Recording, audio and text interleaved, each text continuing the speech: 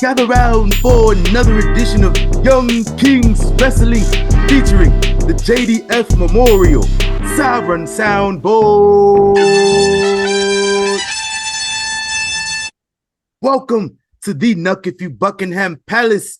As always, I am the thespian TC Fontaine, aka TCF Baby. Please say the baby.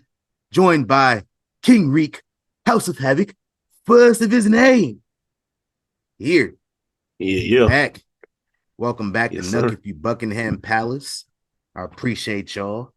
You know what I would appreciate? If y'all went to YKWrestling.com, subscribe to us on all of our platforms, YouTube, Spotify, Apple Podcasts, Google Podcasts, Amazon Music. Go get you some merchandise. We got hoodies and stuff. If you don't want to get our merchandise, you know, if you like buying WWE merchandise, we got a link right there. You can use it. We do get paid commission if you use our link. And I don't know. I don't think they offer discount codes. I never see nobody posting discount codes or nothing. But if they did, we would give y'all one. Yeah. They have discounts all the time on there, though. So, hey, that's what's up. I'm gonna give y'all a little pro tip, if you will, on WWE Shop. Wait until they air that commercial during Raw or SmackDown or NXT if you want to get some merch, because that's when they had the deals usually. Like, don't just go buying the shit on like a random ass day and they don't got no deals. Like, wait till they get you some fire deals too, 25% off, stuff like that. Just wait until they show the commercial and then go buy it. You'll have to the end of the night. Typically. That's how it goes. Hey, let's get these shout outs in real quick right now. First shout out, I want to shout out my guy, Seth freaking Rollins. And I'm going to tell you why. It's for no particular reason. Just the fact that my football team made him hate football today. I really like to see that. Oh, that's cold. That's cold as hell. Hey, the Bears are terrible, bro. Yeah, that's not good. That's not good. They're not good. Like, we're not good, and we beat the shit out them boys. They had us looking like it was a Belichick defense, bro. Oh, hell yeah. Crazy. Like, we ain't played football that good all year. It is November. It is the 10th week of the season. There are 17 weeks. No, it's 18 weeks now. 18 weeks of the season. 17 games being played. So just put that into perspective. It's going to be a Black Monday for Matty Berflus. Oh, bruh. Listen, what was it, last week? Out here, they fired the OC and they fired a bunch of mad coaches. They did that on Sunday night. I seen that. That came out Sunday night, bro. So, like, I can imagine he might not have a job before the day over with. Yeah, it's not looking good. They was at home too, so like they might expedite that. If not, he went straight to the office after the game. Like, hey, fam. If not tomorrow, before Thanksgiving, I can tell you that. Oh yeah, for sure. Hey man, hey, imagine you got to call your kids in the room and be like, hey. No, I think they get paid though. Yeah. They still get their salary. Yeah, they gonna get their check. Yeah, you still get their check. Like, we fired our coach. We fired our coach, and he was still making like a couple, like 50-some, 20K a day or some shit like that. Wow. Listen, I can do that. I can be a trash coach and get paid. Y'all can hire me right now. Oh, listen, I'll put all the effort in for sure. I'm gonna tell you, I ain't gonna be good at it. You can pay me a whole lot less, but you can still pay me a decent amount. I'll take it, bro. Nice. Let's get that cracking. RIP this past week, man, to Quincy Jones and Tony Todd, bro. Hey. Quincy Jones, the GOAT producer in my eyes, man. Produced for, of course, Michael Jackson. Barry White as well. Right. You know what I'm saying? 28 Grammys. That's crazy. 28 Grammys, like, mainly as a producer and songwriter. He cold. You need a separate wing. Yeah, you need a separate wing in a crib for those. Oh yeah, facts. He was going crazy. He also did a lot of film scores too, man. Of course, The Wiz, which also had Michael Jackson. The Color Yep. Purple, Kill Bill, did some scores on Kill Bill. And I just Ooh, found this out recently. Get Rich or Die Trying. He worked on that. what? Yeah. That's crazy. He got a little bag on Yeah. him. And Tony Todd, Hey, man, a horror movie king. You know, of course, he was Candyman. I ain't gonna say right. that name all but one time. Just keep it real with y'all. He was also in Final Destination, Night of the Living Dead. So he was a goat in that genre. Right. Hell yeah. So what was that? Getting off? Y'all doing that tonight? I think so, yeah. Yeah. So go Later go tonight. subscribe to the Getting Off podcast, horror movie reviews and panels. We're gonna be on her next week for sure. We're gonna talk about M. Night Shyamalan. I'm gonna go in on Man. him, bro. I watched Oh Trap for my the first God. time the other day, like a week ago. Shit was Gar- trash. Garbage. Shit's booty. It started off decent though. It just like once you saw where it was going, I was just like, get the fuck out of my face. Yeah, we're gonna talk about that. RIP to Tony Todd though. So I might have to check out that one movie that I said he was in. I told you I'm only gonna say it one time. So I might have to check that movie out. I've been meaning to watch Final Destination. I think it's on Peacock, maybe, or Max. It's on one of them. Max. It's on Max, yeah. Yeah, I seen it was on one of them. So I'm gonna check that out because the first Final Destination it goes crazy. The second one is the reason I move out the way of big trucks when they in front of me on the highway. Big facts.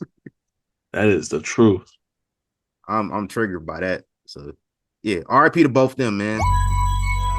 Bum, bum, bum, bum, bum, bum, bum, bum, bum. And man, the Bullet Club former and present members just been getting hit by the injury bug and the sickness bug. Cause I just seen this, actually missed this last week on the Royal Address. Former member of the Bullet Club, former IWGP Junior, IWGP, and New Japan Strong Tag Champion El Phantasmo announced that he was recently diagnosed with cancer. Oh, Like, what the fuck, bro? I oh, don't even think he 30. damn, bro. Like, that's crazy to me. So, Uh-uh. like, yeah, said actually I can pull up the statement that he put out. Oh, this dude old as fuck, actually. Huh. El Phantasmo, 38 years old. Oh, damn. I Hey. definitely thought he was younger than that. Shit, I can't find the post that he made, but he did post a statement talking about it. Hold on, here we go. Nope, that's not it. Nope, sorry, I can't find it. He posted a statement just talking about like did some tests, assuming around the time of his birthday, did a checkup because that's kind of when he posted the news was like shortly around that time. Get well soon. That's all I gotta say about it. Cause fuck Yes, cancer. sir. We don't fuck with cancer around here. Indeed. Not allowed in the palace. Nah. Stop at the door. And continue prayers up to Chris Bay as well. Here he's in good spirits. Which is I mean, somebody can be in good spirits and still be fucked up. Like Oh, you yeah. can be positive about it, but just know like this shit fucked up. So I think like from people I've talked to that know him to personally, they're saying like he in good spirits, but he knows it's a battle to get over. You had neck surgery, bro. Mm-hmm. So like that's a battle for sure. It's that. Uh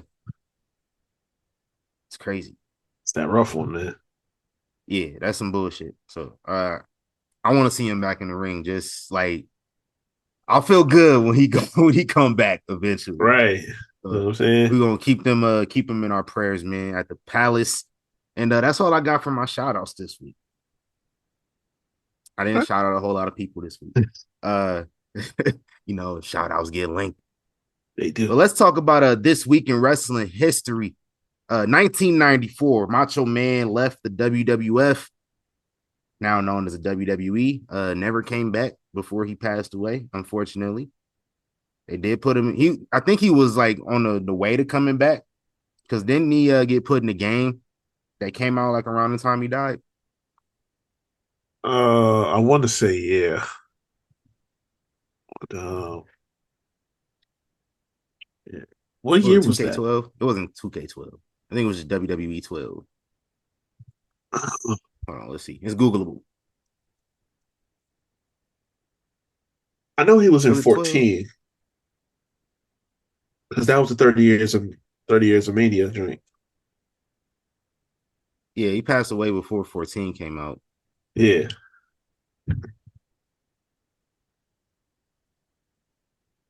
Let me see. Oh, so it wasn't like the WWE game. It was a WWE All Stars game. Oh, okay, right, yeah. And that came out like he did like the promo, for that like right before he passed away. So I'm pretty sure he was on his way back. I remember there being like a DLC pack that he was in or something like that. Yeah, I But think that he was was a probably later. DLC in WWE 12 the next year. And then I think like going forward, he was just in the game. But yeah, That I makes got sense. another Macho Man tidbit in a second. Okay. 1996, Brian Pillman. People thought he shot Stone Cold Steve Austin. Oh, they were wilding for this. I could not imagine watching this on TV at the time, bro. Like, especially as a kid, I would have been fucking frightened. Oh, dude, niggas using real handguns on TV. Oh yeah, that wasn't no prop shit neither. He got that. That was at his real house. He got that out his back room. Like he said, "Oh yeah, I'll use it for TV. I'll take the chamber out." Really pulled the blicky out for real. It's crazy. 1997, your boy Bret Hart screwed Bret Hart. That happened. Bret Oh, screwed Bret. oh man. Ask anybody I know. I will tell you up and down. Listen. Well, Go ahead. Listen. All right, my bad. Listen. Say like you own a business, right? And you got this employee. He's saying, yo, I put my 2 weeks in, but he want to take your point of sale system, your main point of sale system, your cash register, if you will. And you want to take it to his new job. You gonna let him take the cash register to the new job? See, but nobody said that he was trying to do it. He just wasn't trying to do it. He was trying to give it up the way that they wanted to do it. He didn't want to put Sean. Listen, this is my company. That. You leaving? You don't got no say in what the fuck we doing. You want to play hardball? Okay, all right. I'll do it anyway. I'll make you think we're gonna play fair by your rules. This is my company. Vince was in the right. I don't care what nobody says. I think he wanted to do the right thing, but it's like this nigga's been disrespecting me and everything like that. I ain't putting him over. He's up here talking all this bullshit. Like, hey.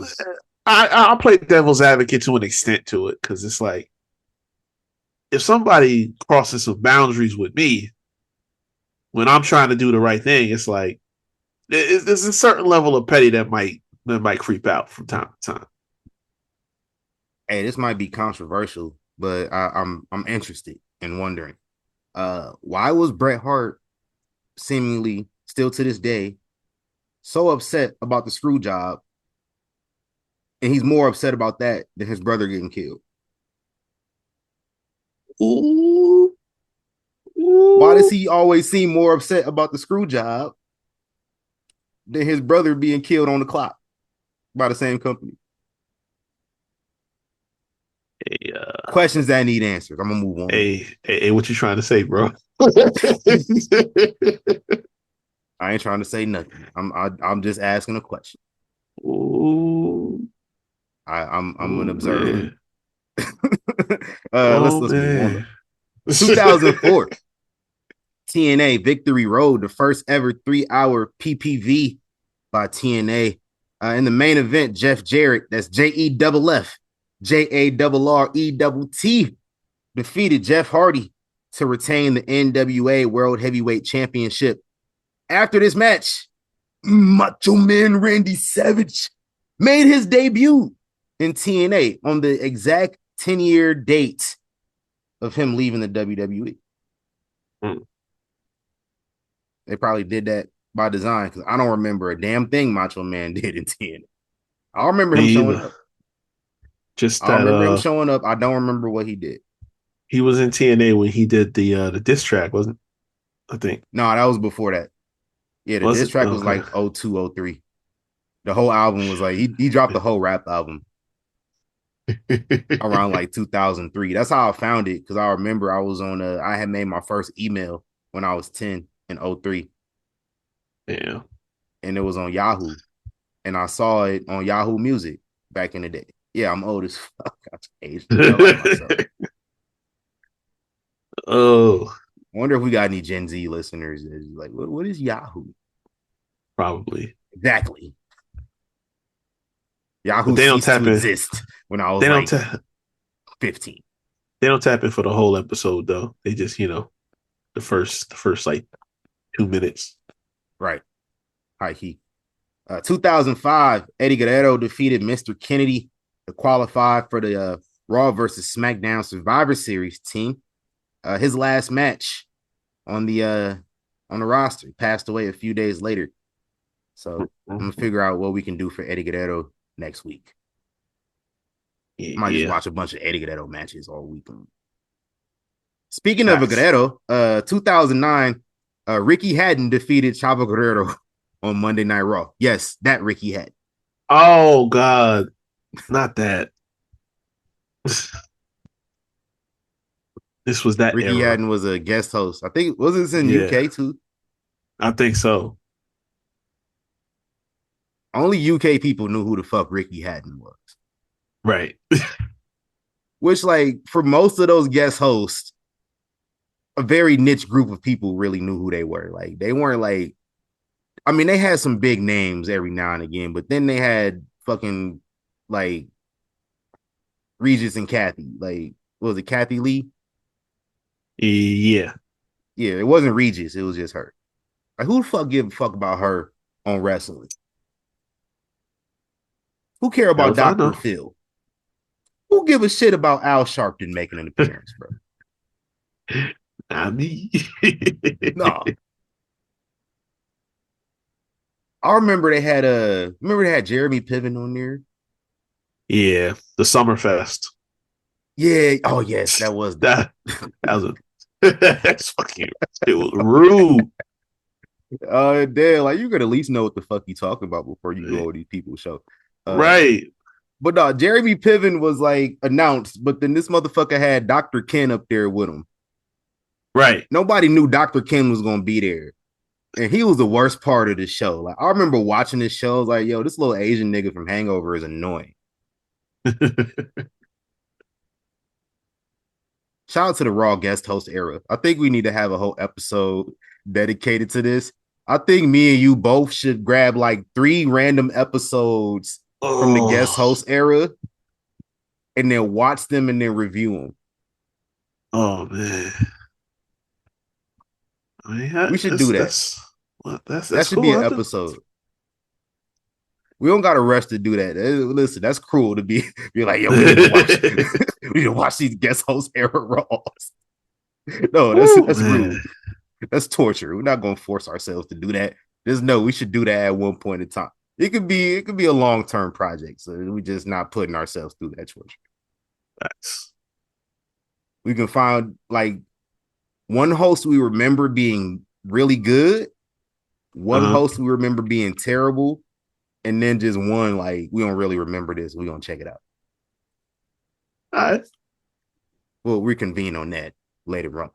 Yeah, 2014, we got our first vignette for the New Day. They were initially a black gospel group that was in there with a church choir on the vignette. And Xavier Woods was out there doing James Brown moves. You know, they only live like 3 hours apart from each other and shit. Yeah. Once upon a time. Eventually, they were allowed to be themselves and become a Hall of Fame tag team. And now Thank we the got a good Lord. special New Day edition of Monday Night Raw coming up. And we'll talk about that later on. But while we're here talking about the New Day, let's give me one of your favorite New Day moments as a group. Because I know which one you would say individually, but as a group, your favorite New Day moment. This really there's two I'm like between. One was definitely the cipher with them and Usos in DC. With Wale. Y'all know, y'all know I'm a huge Wale fan. Yeah. But that whole joint was fire. We was crossing all kinds of lines on PGTV. Like on America that birthday was dope. too. Yeah. We was wilding that night. But also when I forget if it was the night after SummerSlam, because I think they had just retained the titles, and then the Dudleys came back. Oh yeah. Because that was where I was like, oh shit, that's what's up. So that whole rivalry was fire. Yeah, my favorite moment. I actually got to see them win one of their tag titles here in Vegas. First, I think they faced the Usos. I want to say it's Googleable actually. I think it was the Usos. It was a street fight on SmackDown in 2017. Let me look it up actually while I'm talking. So that makes sense. That was the episode Vince got knocked out by Kevin Owens. Oh shit. Yeah, they gave us some heat that night, actually. I ain't even gonna lie. Yeah, it was a street fight. Usos and New Day, and New Day won the titles. That's my favorite New Day moment because I saw it in person. Boys won like 10 tag titles. I got to see one of them. That was kind of cool. More on them in a little bit. And then my last thing I got 2017, the same year, AJ Styles defeated Jinder Mahal to win the WWE title, the first title change of the WWE Championship outside of North America, which I did not believe that. And I went to go look, and it literally was. Like, the titles never changed hands before then outside of the United States or Canada. Yep. That's crazy. So, shout out to that. Happy birthday this past week to Alexander Wolf, Allison Kay. Hold on. Let me run that back. Allison Kay.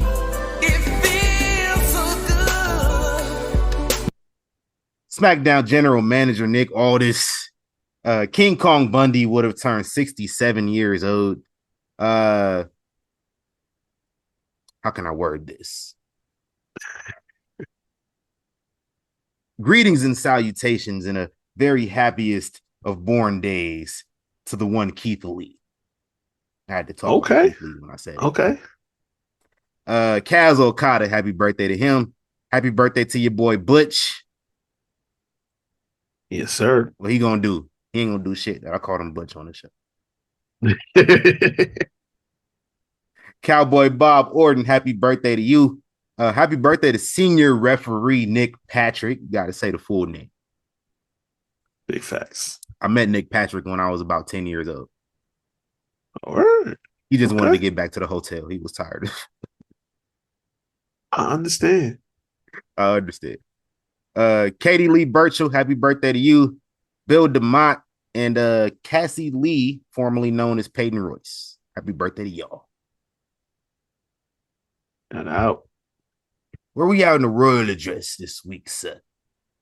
So we already talked about some injuries and whatnot. Kevin Nash wanted to let y'all know he got some shit going on too. He said he been dealing with some herniated discs from his back, so he pulled himself out of any upcoming appearances he got going on. He was supposed to be showing up this weekend for MCW out in Maryland. He was supposed to be making an appearance for that. He's gonna be missing his bookings coming up. He going through it right now. It was soon, Kev. Yeah, that body doing a number on him right now. And he just need a whole new body at this point. Facts. Yeah, so we mentioned a New Day just now. Monday Night Raw is going to have a 10-year anniversary episode tomorrow night. And this is giving me Festival of Friendship vibes, and I don't like it. Yeah. So to tell you that right. So I got an idea how this is gonna play out whenever this does happen. If one of them turning on each other, and like a few months ago, I was thinking like they're gonna hit us with the okie doke and it'd be Kofi turning on Xavier. You remember when he was just like being a condescending dickhead on the low? He was like, "Oh, you the quarterback, man. Hey, oh, the quarterback, you the quarterback." Like that's some shit right there. Like I know how niggas be acting towards niggas when they low key slick hating, and now some slick hating shit. Like, we've been there, done that. So if Kofi turns, I think it's just going to come from a place of feeling unappreciated. Because like all Kofi was doing was just trying to help the team out. Like we brothers. Right. Like I'm trying to do this. Yeah, he was overstepping a little bit though when it came to that. But heels, they don't understand that. True. Heels think they doing everything right. I think that's his classic heel motivation. Like I was feeling unappreciated. And you know what? I'm the most successful person in this group. So I'm going to see how well they do without. Simple. Woods, on the other hand, though, like you said, man, festival of friendship type shit. I say Adam Pearce bring Big E out. And we got the whole New Day celebrating in the ring and shit. And they got the party favors, the unicorns and the trombones. You know, we got food. You got to have food at a party. You got to have food at a celebration. So you bring the pancakes and the booty-os out. Oh, it's a whole. Oh, we got confetti. We showing on the whole night through. We showing New Day highlights and stuff. We showing singular highlights and group highlights of the New Day. You know, we showing Kofi Mania. We showing Big E cashing in. We showing X winning the King of the Ring. We showing all the tag championships they done won. And then while they celebrating and they playing the trombone and they dancing, they doing the gyrating and the twerking and all the New Day stuff, Xavier Woods, he take that trombone on some Seth Rollins while Kofi got his back turned and he just hit him across the back of the neck while they dance. And then Big E looking at him, you know, Big E put on the Dean Ambrose face, like, what the fuck? And Xavier Woods, he just get on that straight, just mocking the fuck out of Big E. Like, what you gonna do? Oh, you can't do shit. You ain't gonna do shit. You're right. Like, you know how much heat this nigga's gonna get if he do that? Oh. Streets need that. You gonna invigorate the indignation, the souls of black folk. Ooh, boy, listen. Do some shit like that. Some angry black people. Hey, listen. Like, immigrant blacks, they already don't fuck with black Americans as is. This is about to turn on his two immigrant brothers. Kofi from West Africa. Big E, daddy Jamaican. Big E is a son of immigrants. He couldn't listen to rap music until he got to college. Right. Like, Xavier was the only one that's like cultured for real. They not going. They really gonna be mad at bro on some underlying black people shit. Whew. Yeah, this got me scared. I ain't gonna hold you. Yeah, I'm not looking forward to Mondays. So we was talking about Bullet Club and the injury bug, and here go another one. Carl Anderson supposed to be out 6 to 9 months after he had surgery. Let me see. I don't know. At this point, being a Bullet Club. Oh shit, my bad, bro. I was about to make a joke. He underwent surgery for a torn rotator cuff and a partially torn labrum. Damn. I don't think Me and him got the happened same during shoulders. the match. She wasn't really thinking much of it. And then about 3 or 4 matches after that, he was having some trouble sleeping, so had to go get that taken care of. So 6 to 9 months, we ain't gonna see the OC Did we see them to begin with? on NXT a little bit. Right. Hey man, at this point, being a member of Bullet Club is like being signed to 1017. Everybody nasty. going down, bro. That's nasty. That That's was, nasty. that was tough. That's nasty. Yeah. I wish I Yo, had a Brick Squad sound bite on here. that is nasty, bro. Ooh.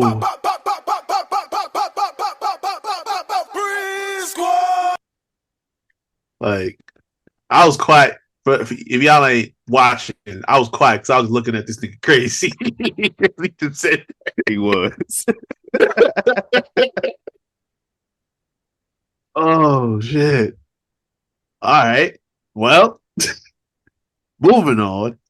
Yeah, that's why I let you finish before I said that.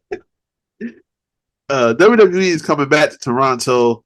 Elimination Chambers PLE will be taking place out there in the Rogers Center, 2025, Yeah, March 1st. that's hard. That That's is dope. where WrestleMania 6 and WrestleMania 18 were held. Originally called the Yep. Sky Dome in Toronto. Yes, sir. And yeah, it's gonna be their first pay-per-view in that building since WrestleMania 18. 23 years. It's great. And let's get Patricia on the phone Oh, early as possible. Police. Because I think that goes without saying. Hey man, see, I was tempted because I'm like, selfishly, I don't want her back on TV during this time. Because that means she's gonna be at the WWE World and not at WrestleCon, which means I'm gonna have to pay more to get that meet and greet.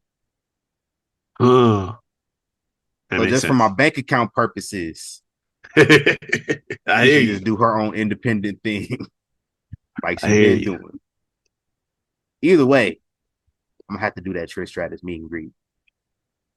It's necessary. I got Super scared to necessary. meet Victoria a few years ago. I was scared. Why? I was kind of. I don't. It was Victoria. I was scared, bro. Hey, listen, I The understand. same reason why you like, didn't want to talk to your crush in high school because you were scared again. Yeah. I was scared she would be mean, and I would have to look at her differently.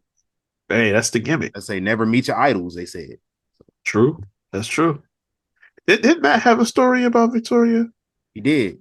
That's the main reason why I was kind of scared to walk up to her. Oh shit! Yeah, that's right. That's right. Ooh, goddamn. Well, that's how it be sometimes. Hey, I mentioned this before. Gable Steveson is jumping into the MMA world. Posted a video of him getting that work with the mitts on and pads. So I mean, you know, He was getting that work. Or he was working. nah, he was working. He was working, putting some doing them You say drills. getting that work. I thought he was getting washed. Nah. He was doing good. He's doing all right. He's gonna do some drills. You know what I'm saying? Go through the bases. I mean, we don't know for sure until we put him in there with somebody. See him get some practical experience. But third time might be the charm. Who knows? He got a wrestling background. That should be helpful to him That should, in this endeavor. like, yeah, because like WWE, you're not Kurt, you're not Brock. Like they had something that Gable did not have. They had the 3 eyes. Yep. Like Gable didn't have that. And he didn't have Kurt's personality. Kurt was funny as fuck. Like from the moment he debuted, he was funny as fuck. Cause like you remember Kurt debut, he was like kind of being ironic about the fact just like he was obliviously being a heel. Like he thought he was a good person. He was coming out there an American hero. Like I'm doing the right things, but he's just coming off as a dickhead about it. So I'm patriotic. Brock came in was just a fucking monster. Like Gable ain't showed none of that when he came in. The first time we seen Gable in the ring, like 0 R, 0 swag. Like 0 charisma. Like there was nothing there that just made me be like, yo, we got to see this dude out here. You remember when Brock debuted, the first time you saw him beat up the Hardys. Watched him. And we was like, who is this motherfucker? He is scary. I was scared of Brock Lesnar when I was a kid, bro. Hell yeah. Until he turned face later that year, I was scared of this nigga. He was out here. They showed him the SummerSlam training packages. He got the damn log and he just jogging through the forest with a fucking big tree trunk on his shoulder. Yep. I was like, I do not want to fuck with this nigga. This nigga F5 the shark. Yeah. Like, I ain't want to fuck with that dude. Like, who Gable does Stevenson that? showed me none of that. Nah. But hopefully here, this is a perfect. You can be bland as fuck personality-wise in MMA and do perfectly fine. Yep. So he should be all right. We gonna see. COO Mark Shapiro of TKO. Oh shit! You saw had to let y'all know because apparently it wasn't clear. He told the story in a way that kind of made it seem like he was going in a different direction. Because he was asked if Vince is still a part of the company. Do you still hear from him? Does he still have input or whatever like that? And he let people know that, listen, I just had breakfast with him a couple weeks ago. We had, he's in good spirits. We had a good chat. He's been keeping it on the low because he got some things going on, obviously. What do you got going on, Mark? That shit. But no, he said, listen, we had a positive conversation, but I'm not asking for his opinion on the company. I'm not asking for his direction or his guidance or nothing like that. He does not have any input on what's going on in the company. So he said the loud part for y'all that is still speculating in the ether. Clear that up, man. And this is concerning me now, and I don't think this is the first time I'm bringing this up. Montez with these cryptic tweets and posts coming up. He was talking to, I think it was Daily News, the last one I talked about, where he said, he's this frustration. You know what I'm saying? Happy with what he does, but this frustration. Then he made this post. And it says, quote, no matter what may come, we do this together. In all caps, my brother. Forever. Street Profits.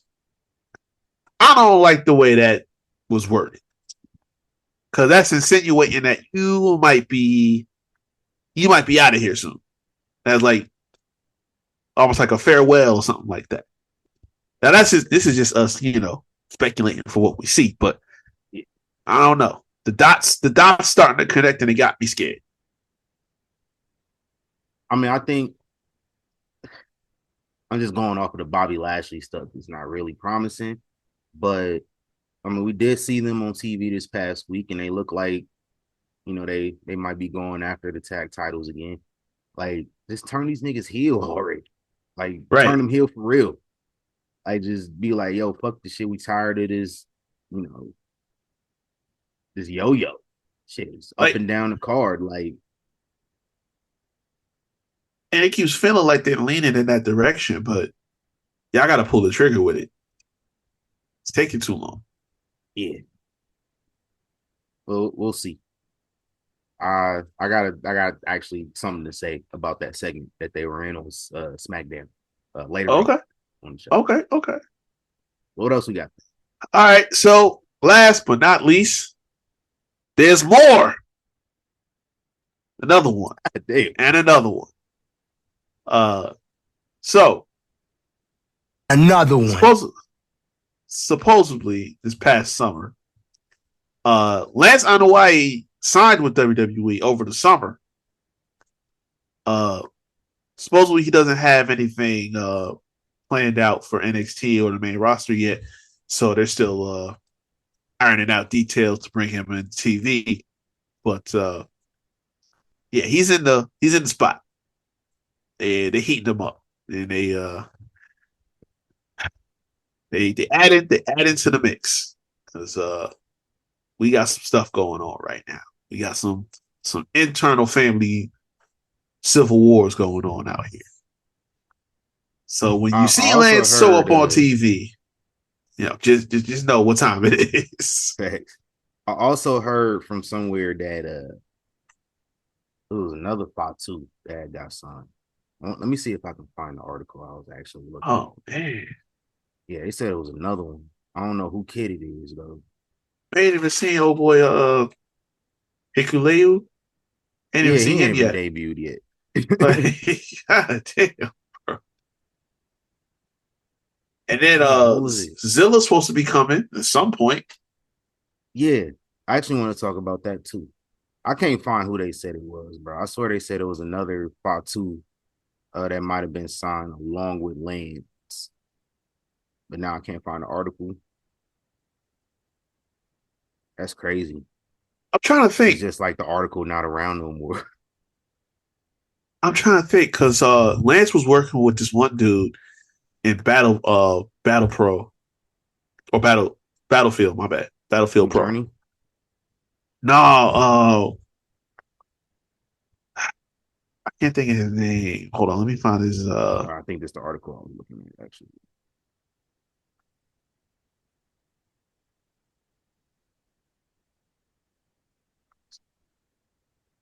Man, see, we can't figure this out. It's too many of them niggas. Is the whole like moral of the story? I swear, bro. Like,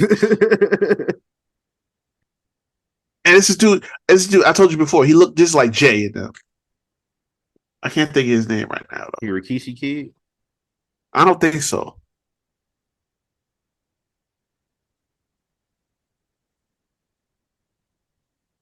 Hey, y'all got too many damn people. Yeah, they really do, bro. Oh, you know what? So shout out to Wikipedia because I've been trying to figure out who Journey was for the longest. That's Tonga Kid's kid. That's Jacob brother.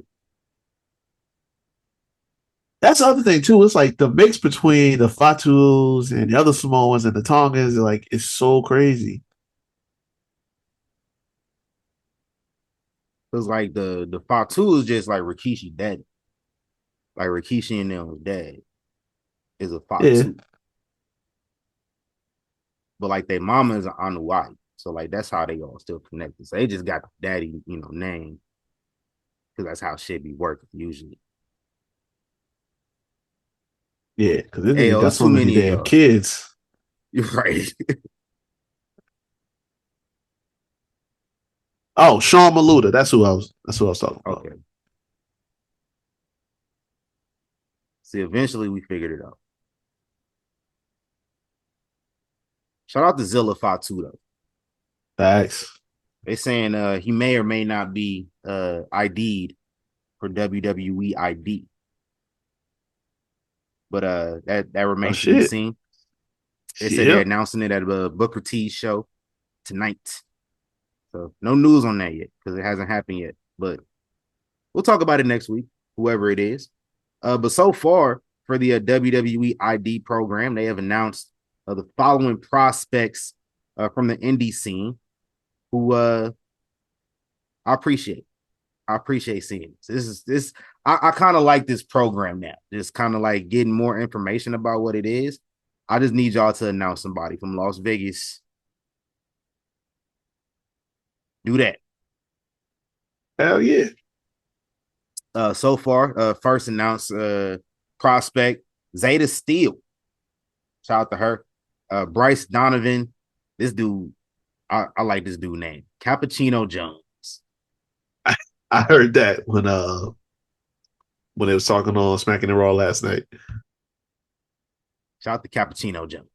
That's a crazy name. It is. Shout out to him. Zara Zacher. Is that how you say it? Sorry if I said that wrong. Oh. Sean Legacy. excuse me, Sean Legacy, Sam Holloway, Marcus Mathis, It's Gal, and then my guy, Cartwheel Jack Summit from he's from GCW, but he wrestled out here at Versus a few years ago. So that's how I know him. Uh-huh. So that one popped me when I saw him. So we getting close. We're getting close to announcing some Vegas people. Thought the future stars of wrestling. I went to their show last night. They had a fundraiser for Chris Bay. You know, Chris Bay trained there. That's how he got his name and shit. So they did a fundraiser there. Shout out to Culture Inc. They was there. Malik and Kaya Dream both had matches. They both took L's though, unfortunately.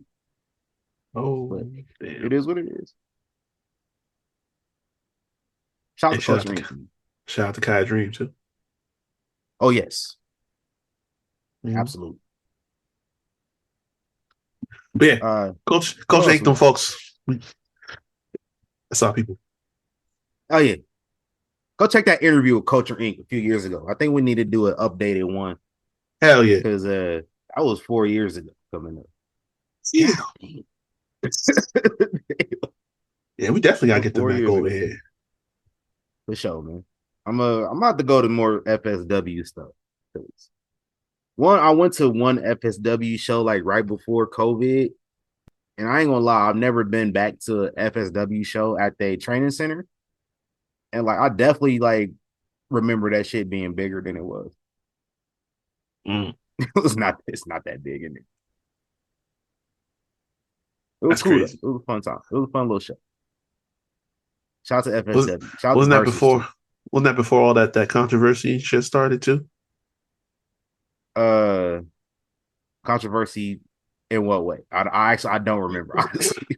I forget. It was like somebody in the promotion or somebody that was working for the promotion I think like was in the Me Too shit or whatever. Yeah. That was. I went to a show before that. That was like one of the dudes they had up there. That was like a trainer. And what was that motherfucker's name? I'll say his name when I don't care. Owen Travers. This is his work name. I do not know his shoe name. Yeah, he was named in Speaking Now. But yeah, that was FSW. I went to the show. That was when Karrion Kross was still there. Oh damn. Yeah. MVP was on that show too. MVP took on Stephen Bronner, RIP. They had a match. Who else was on that card? Zoe Stark was on the card too. Oh shit. And I don't remember. I want to say Solo was there too. I vaguely remember Solo being there. We got talent out here in Vegas all the time. Tell you, man. I don't know who came out of here. This is how long time been going by. Shit. 5 years since that first show. That's crazy. So like the fact 5 years ago I saw Solo out here and then now I see what he doing now. Like It's just crazy. So like I listen, they be talking shit about Solo and Cross on Twitter. I'll be so mad low key. I was like, man, don't talk about it, bro. Yeah, man, shit. All right, let's talk about what we watched this past week. Because remember I told y'all I'm doing this project and I'm gonna just watch like what happened the previous week. I did not watch Crown Jewel, but I forgot to watch Evolution as well. But I do want to watch that. But I couldn't bring myself to watch Crown. So I gave myself something else to watch. I wanted to ask ChatGPT to give me a random month from the Ruthless Aggression era, and they gave me March 2005.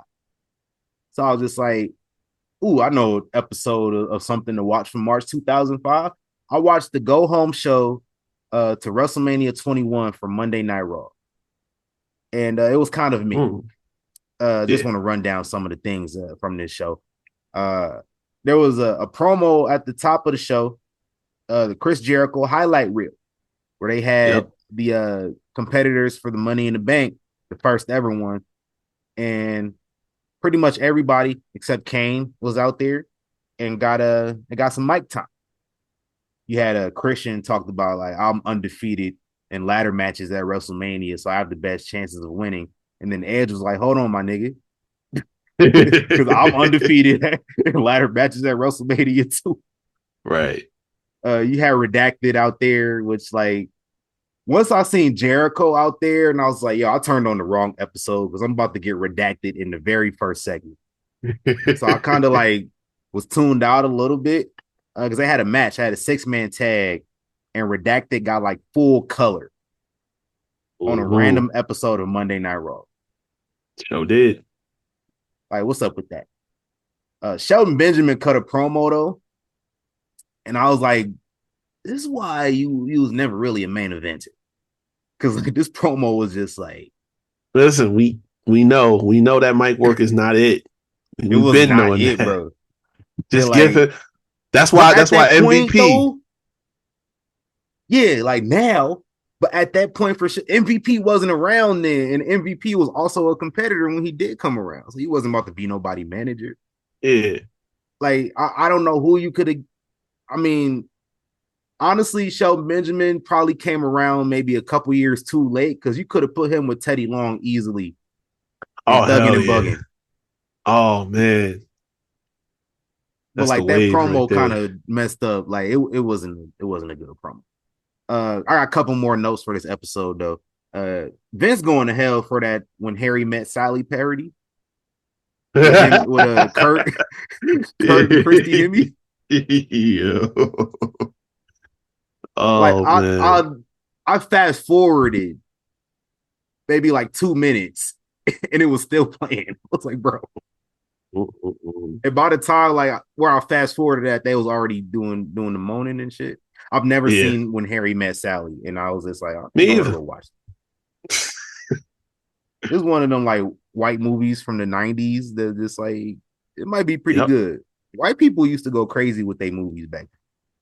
They did. White people movies in the 90s is kind of good. Like I saw Pretty Woman for the first time a few years ago. I was like, this is a good ass movie. White people rom-coms in the 90s are very good. Oh, listen. They had the market corner back then. That was a bag for real.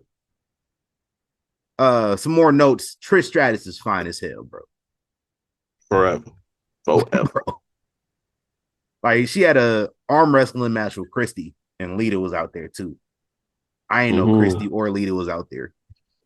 I didn't even realize it. I was looking at Trish the whole time, like, damn, Trish still look good today. Yep. Like 05? Woo. Heel Trish too? Yeah, man.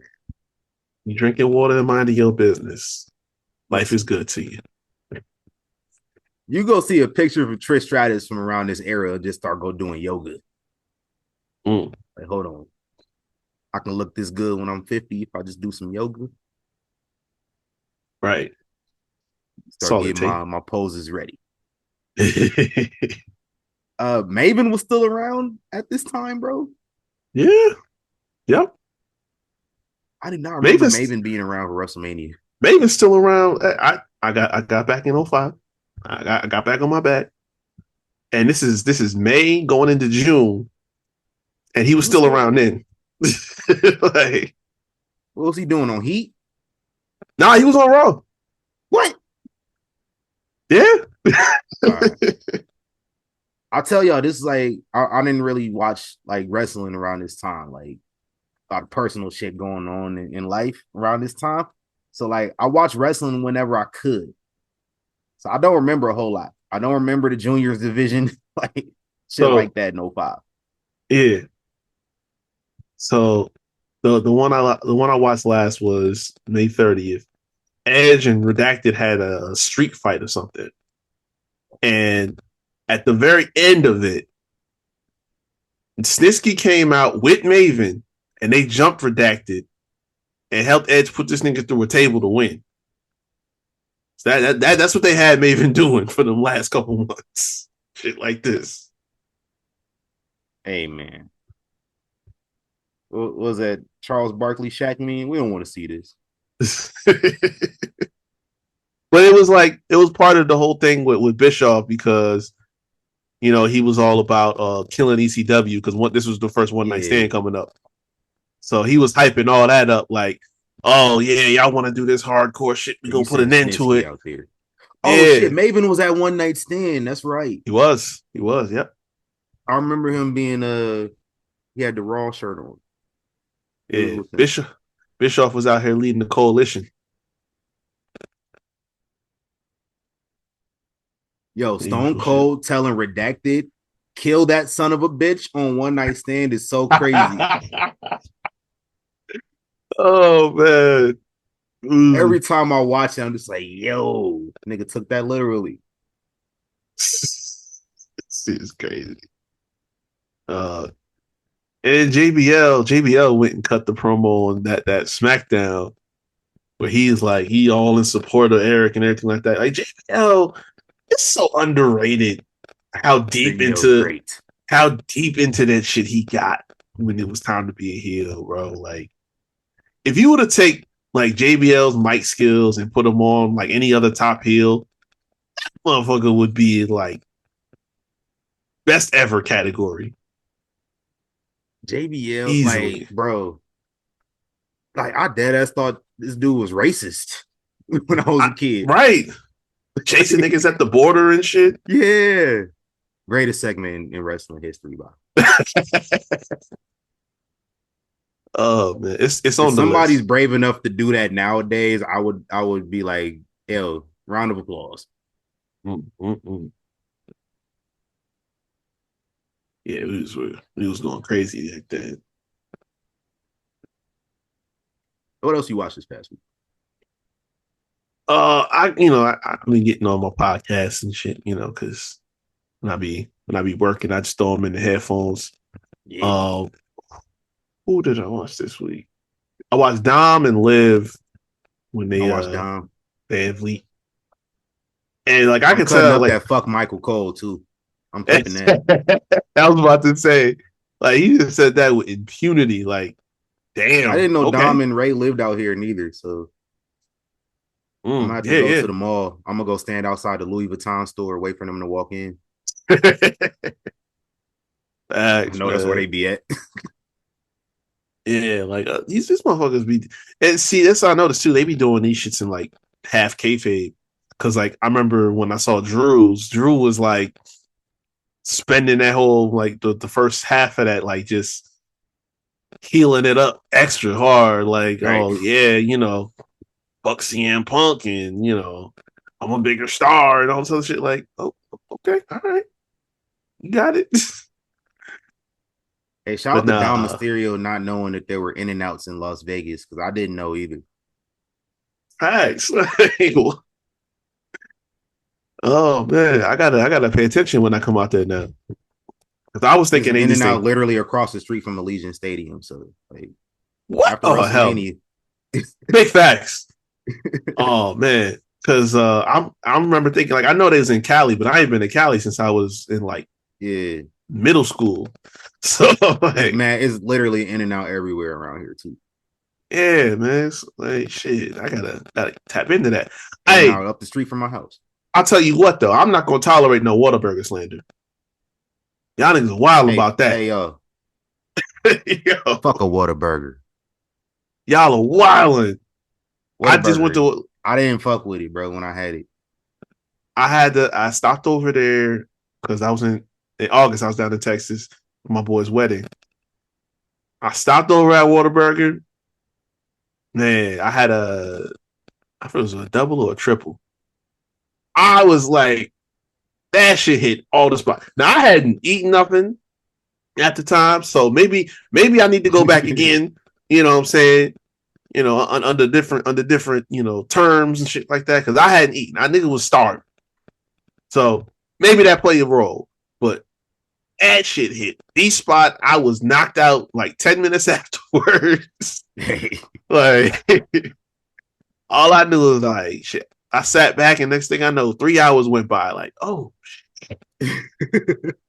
Hey, I had a Whataburger and a In-N-Out double like a day apart for the first time, both times. And the In-N-Out burger, I just liked it more. Yeah, like I gotta see the Whataburger. I wasn't seeing the hype for it, which like people say the same thing about In and Out. But the thing is, like, people be trying to slander In and Out and then go straight for the fries. Like, duh, we know the fries ain't really popping like that. But the burger, the shakes, come on, fam. Yeah, see, I haven't. Grilled cheese, come on, fam. I ain't never had the grilled cheese, but I heard it's fire. I gotta, you know what I'm saying? I gotta revisit In and Out. Because last time I had it In out was when I was in Cali. For dinner. The next thing is Whataburger is fucking. The Whataburger is they burgers are just big as fuck. That's really what it is. Like, it ain't nothing special to them, but like, you got some shit that's you know is gonna fit. It's gonna keep you full. Like, I can't be mad at that. Got them simple cheeseburgers, man. You get a little animal spread on that joint. Get an animal style. Grilled onions. I gotta get grilled onions on my In-N-Out burger. They do got that. Oh man, no tomatoes. See, I gotta. Hey, I'm popping out early. I'm popping out to Vegas early just to go to one and out. In and Out. Hey, I also watched this past week. I told you I couldn't watch Crown Jewel.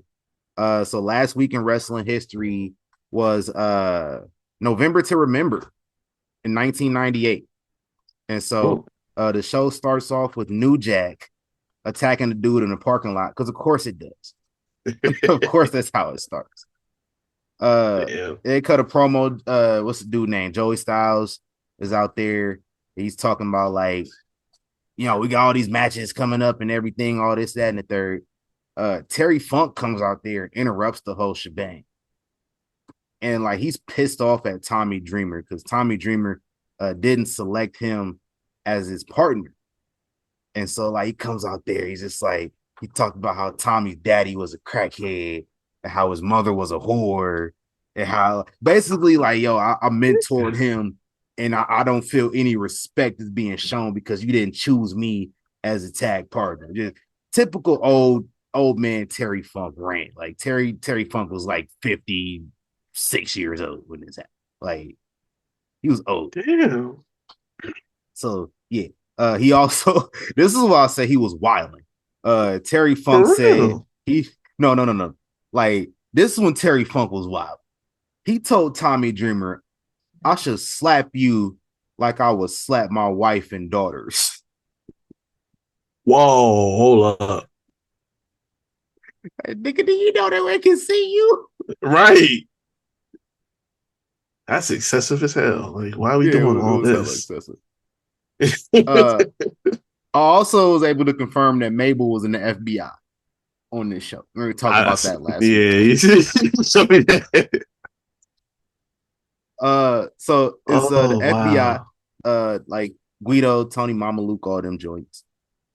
They had a match, and then like something happened after the match. You know, ECW, it's kind of hard to keep up with what the hell's going on because like it's so much going on ECW.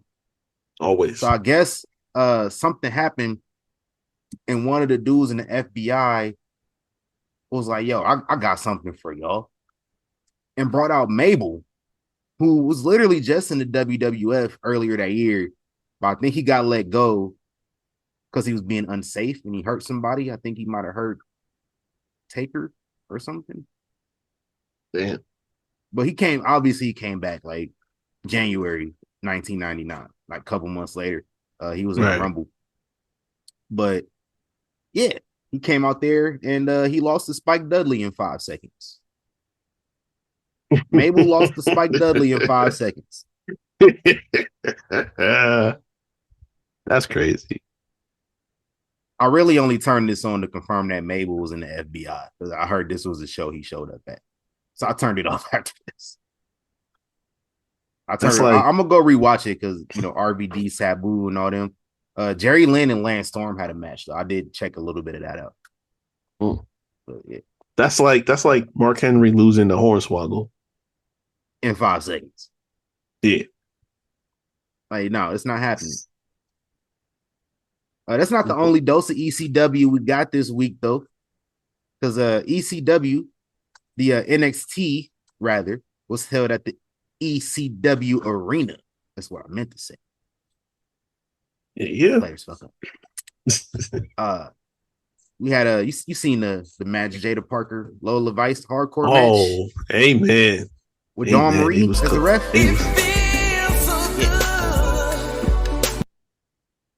What was that brick made out of? Bro, I don't know. Like that shit was the like brick was made out of plush. It was some dried up clay. Like that shit shattered. Listen, why? If you get hit with a brick, that you should lose the match. No, that's what I'm saying. Like, what was up with that? Like, I know we can't use real bricks, but goddamn, yeah. Like the right person won though, at least. So yes, for sure. Remember last week I was just joking, but they really didn't invite Vito. Yeah, that's cold. That's cold. That's messed up. Hey, but Nunzio still got the moves though. Hey, that's crazy. when he said you got a match with me tonight, I'm like, I was like, now. I wasn't mad at it, but I was like, hey, yo. But Nunzio, he 52. You believe that? I do, but like he's still going. That's crazy. Hey, you remember he was refereeing Divas matches? He was. I forgot all about that. Hey, put him in the Hall of Fame, bro. Come on. I'm not against it. Hey, full-blooded Italians. Italians used to run Las Vegas. It makes sense. Put the whole group in. Yeah. At least put him in, if nobody else. Hell yeah. He had a whole career outside of that. Like, he was cruiserweight champ. Okay. I used to do all that. Oh hell yeah. That was one of the things like dude doing the Italian shit at school. Like, and that was one of them dudes. That was one of the things like the crotch shot thing. Like you got to be careful and do that to the wrong people. Wrestlers used to try to get people fucked up, bro. Man, listen. Don't tell me not to try this at home when you know I'm gonna try it at home. Like Carlito had me thinking it was cool to spit apples in people's faces. Our dead ass got suspended. I used to sit there one day. I'll be watching this motherfucker like, yo, how was he not getting snuffed everywhere he goes? Like if a nigga walk up to me and spit an apple in my face, we fighting, bro. On site. Like, right. I don't immediately. Care if Maria Kanellis is right here next to us and she can get hurt. I don't care. Like, you not walking away from this shit without some blood on your face. Like you thought that was cool, bro. Like it wasn't cool. You try to do that shit to Stone Cold. He wasn't having it. Oh hell no, ain't no way. As soon as he picked up that apple, he said, "You want to think about that? Think about what you're doing."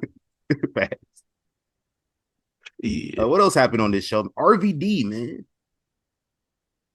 They told RVD, sit your ass down. You ain't taking no bumps. Man, I see him. I see his hands was taped up. I'm like, hold up, he not about to wrestle tonight.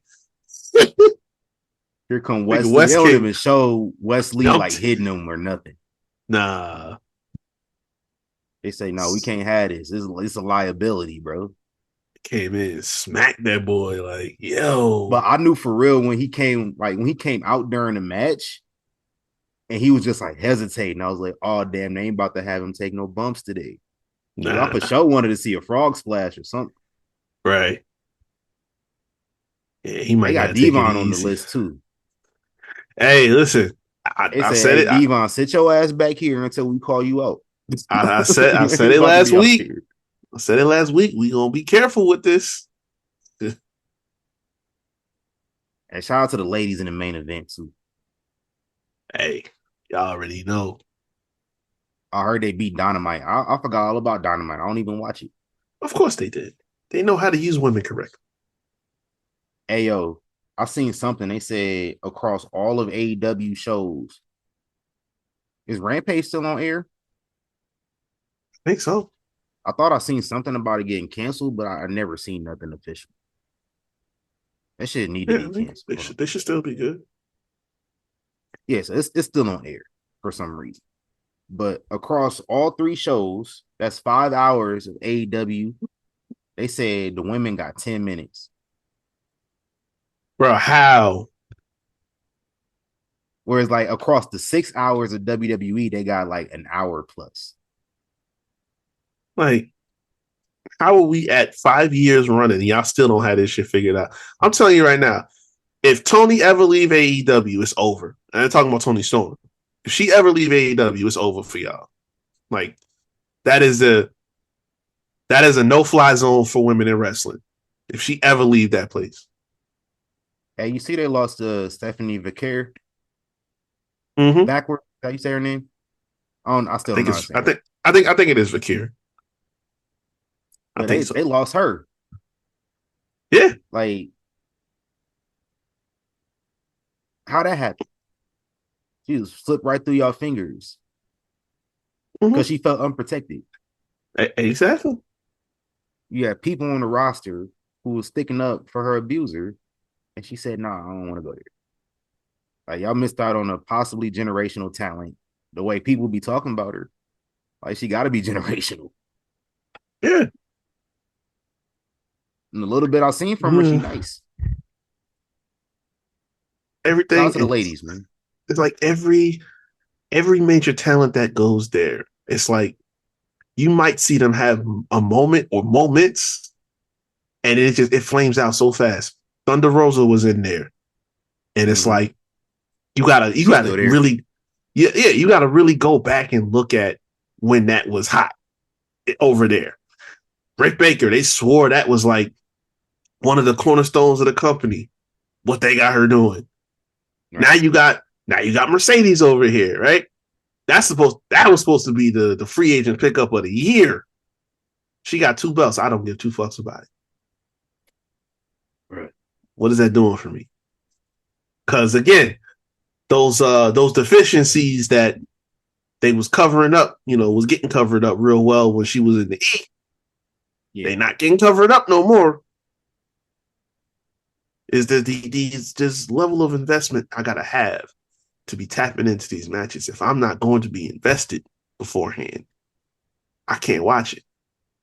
How y'all have a segment with Mercedes and Britt and a promo, and neither one of them had me interested in watching them wrestle? That's a problem. That's a major problem. Meanwhile, Tony Storm had me glued to a TV when she going, because like you could tell that's like you live your character on screen, like you got conviction in what you're doing. That's what matters, bro. Did you watch the Tony Khan thing they did on NFL? No, I meant to do that though. I gotta check that out.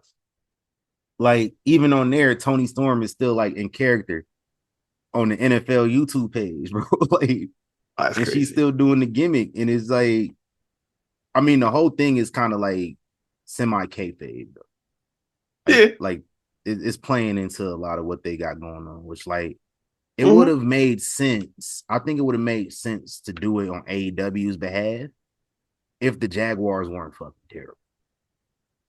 So, yeah. I'm just looking at it from the perspective of a Jaguars fan seeing this, and it's just like, yo, this is why we aren't good. Like, we got Mac Jones out here fucking putting up 70 yards in the game, and we losing to Sam Darnold, who threw 3 picks today. Oh, ain't no way in hell they should have won that game. That is embarrassing. Jags lost to them niggas, bro. But nah, listen, I can go on a tangent all day about what they got going on over there. But it's just like, why the only interesting thing going on over there is what MVP and Lashley got going. That remind me of when Cody was there. And a lot of the times, like what Cody had going on was kind of the only interesting thing on the show. Yeah. And it seemed so separate from what everything else was going on. Like all the time. That's what the Hurt Syndicate feel like. Like when him and Brody had that program, you honestly couldn't tell that. And you honestly couldn't tell nothing else was going on there because that was cold. But it's like, okay, so what else happens on the show? I honestly, that show, the one where he like went to the black hair for like a week. What was that about? I don't know, but it's like I don't remember nothing else that happened on that show. And then when Brody cooked his ass and took the title off him, again, don't know nothing else that happened on that show. Like that was all what was going on the show for me. Didn't he smoke him in like 26 seconds? He did. R.P. Brody Lee. That was a good time. Thanks, man. Too short. That was. I should start watching Dynamite again, bro. So I know, so I can come on here and talk about how bad it is. They don't give you nothing that will keep you engaged for 2 hours, though. No. This is why it's like I'm gonna start watching it on YouTube. Like I understand, people trying to, carry the banner, carry the flag, and say, this is where the best come to wrestle. This is the best. Like pro wrestling is about more than just, your talent in ring. Like there's a whole, all these other factors that take place outside of that. Like, y'all make it seem like, because y'all can do all this amazing shit in the ring. There's another one I watched too. Ricochet, when he was with Van Vliet, and he was talking about, people say, I just do gymnastics in the ring. I don't really wrestle. It's like, that's just something that I'm great at doing, but there's more to it. And the whole thing about him leaving WWE is just like, I wanted to do more. Didn't just want to be the gimmick guy and doing spots, stuff like that. I wanted more for my character. And that's what it's supposed to be about. But y'all act like because y'all can do all this extra shit that, your Meltzers get on there and bust their nuts over, like, because y'all can do that, you best wrestlers in the world. Huh? Oh my God, y'all kill me with that. Y'all want 5 stars from this nigga that can't even keep a clean house. That's insane to me. You seen what he said about Dutch Mantel? Oh.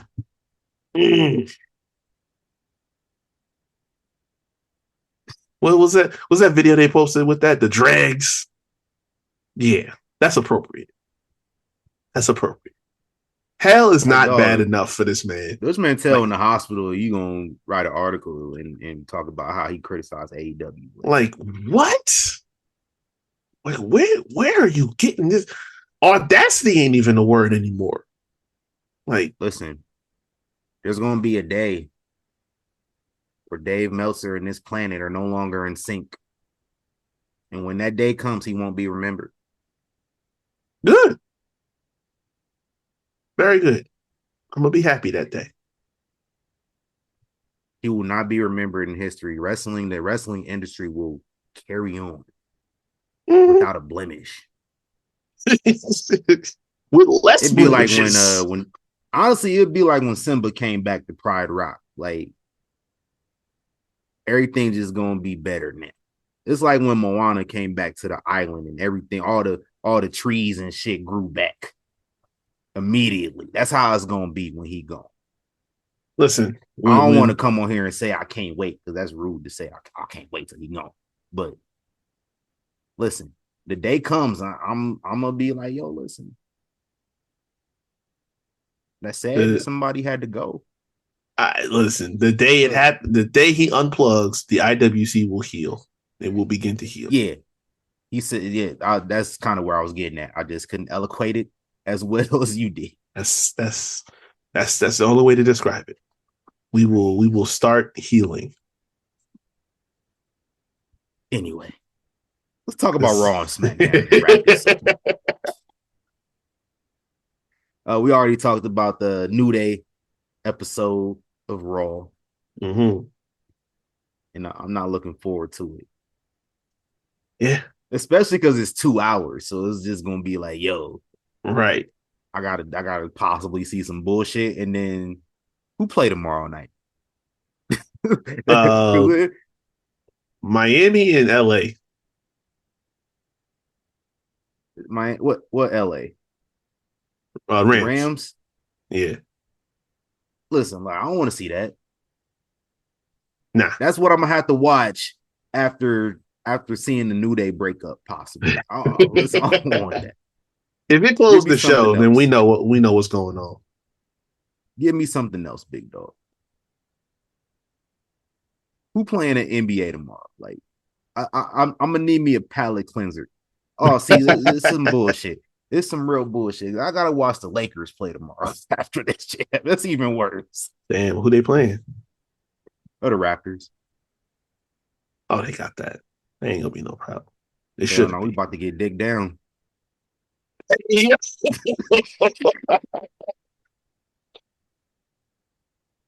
For context, it is a player named Dick on the Toronto Raptors.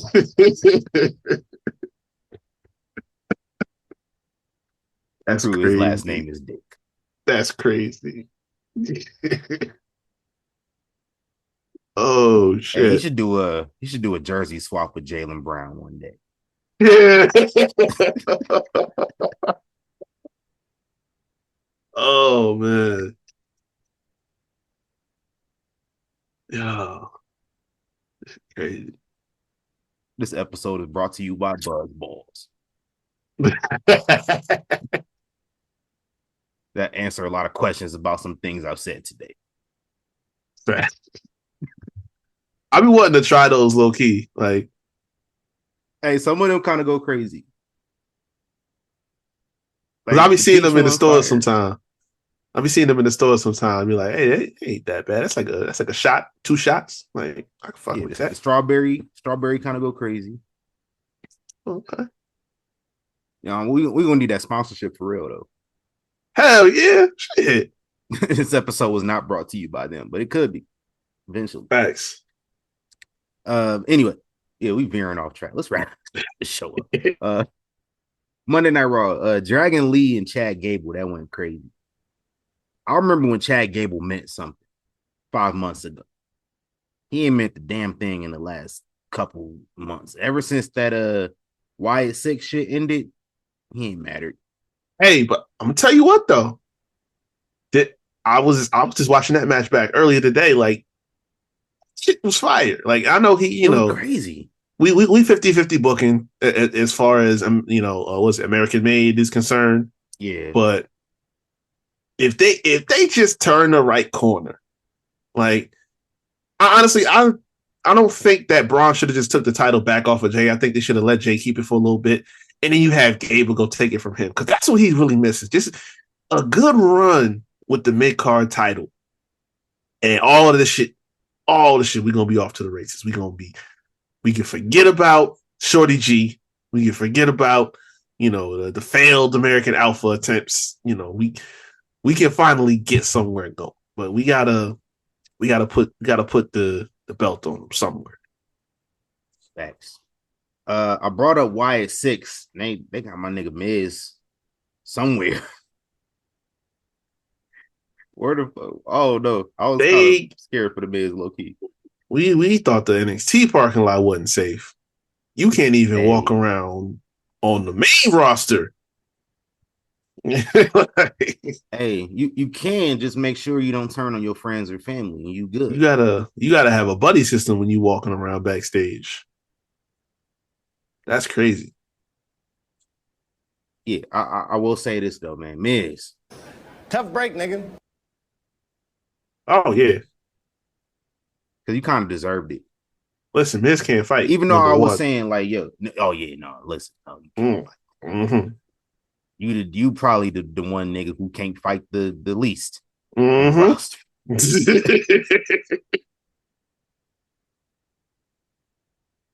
a lot of niggas that can't fight on this roster. It's some niggas I don't care if they can fight or not, though. I don't care if Johnny Gargano can fight.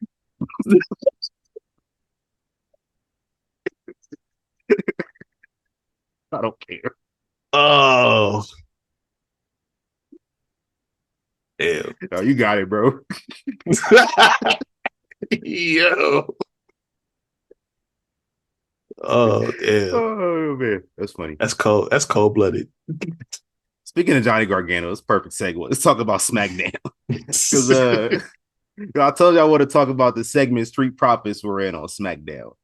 And they just came in and confronted Motor City Machine Guns, and Tommaso Ciampa was like, "What the fuck?" Because y'all pissing Tommaso Ciampa off. Hey, keep doing it. Yeah, I agree. Keep doing it because he was right. Because he went up to Johnny Gargano like, "What the fuck you doing, nigga? What the fuck are you doing?" Right. Johnny Gargano's like, "Yeah, I've known them since I was a teenager when I first started wrestling." Like, yo, fuck that. They the champs, like, bro. They got like, what we want. Like, yeah, like what I look like, Dick riding the champs, just because I known them since I was a kid, bro. Like, they got the titles. We out here, we struggling to get over. We were just the champions a couple months ago and lost them like 2 weeks later. Right. And you over here just being all chummy with the champs because they your homies. Fuck that. I'm your homie. That. Right. Was they were they your best man at the wedding? No, I was. Nope. Damn straight. Get this shit together. That's why he didn't tag your ass in on what was it Friday? He didn't tag your ass in at all in the match. Because he said you got me fucked up. Messed. Like, get that shit together. And like, listen, I don't want to see these niggas do the whole Tommaso turning on him and Johnny turning on him shit again. Like, I don't want to see that again. We saw it twice. Right. They both turned on each other before in NXT. I need Johnny Gargano to just get with the program. Like, we can't be breaking tag teams up and breaking friend groups up again. Like, we doing this, like, we already in the process of doing this with the New Day. Right. Like, I think they in the process of doing it with Bianca and Jade. Like, we can't just keep doing this with everybody. Some of these Which I'm okay with. I'm okay with because I've said it before. I'm okay with that one. It's some teams. It's like if there's no level of believability that you're gonna lose, then it's like, what are we getting at here? Like, you can't just be, unbeatable as far as like a clean win is concerned, and we don't have an end game for it. Yeah, but outside of that, in general, we gotta stop breaking teams up and having like one team member turn on the other. Look, I keep saying it. Got to get with the program, have them both be heels, and I think that'll work. Hell yeah, he can, feed off of what Ciampa doing. As far as Ciampa doing the bullshit, chicken shit heel, whatever type of heel they gonna be, he can play off of that. Listen, when they did the way, that's the only time I've ever liked Johnny Gargano. That's exactly where I was going because I was just thinking about that the other day. The way was honestly fire, and shit was funny. If we could have took that could have transcended when they got called up. They actually could have brought that all the way up to Raw or SmackDown, wherever they went. That was fire because Johnny was showing range.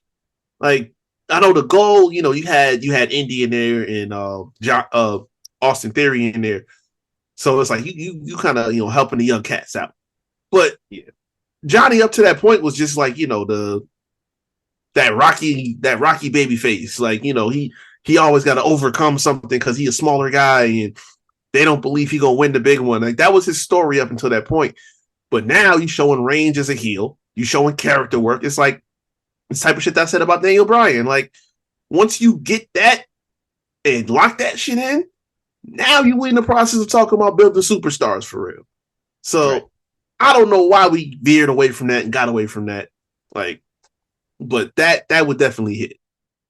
They had this dude making a surprise return at the end of Raw, like anybody gave a fuck.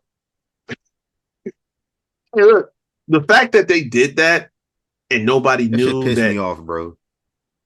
Listen, you cannot keep secrets in wrestling no more. The fact that they slid this man backstage, came out of commercial break and just hit his music, like, it's not like it's not like a Triple H in Madison Square Garden, but like, that's the type of shit that I gotta give him kudos for being able to do that in this day and age without a hitch.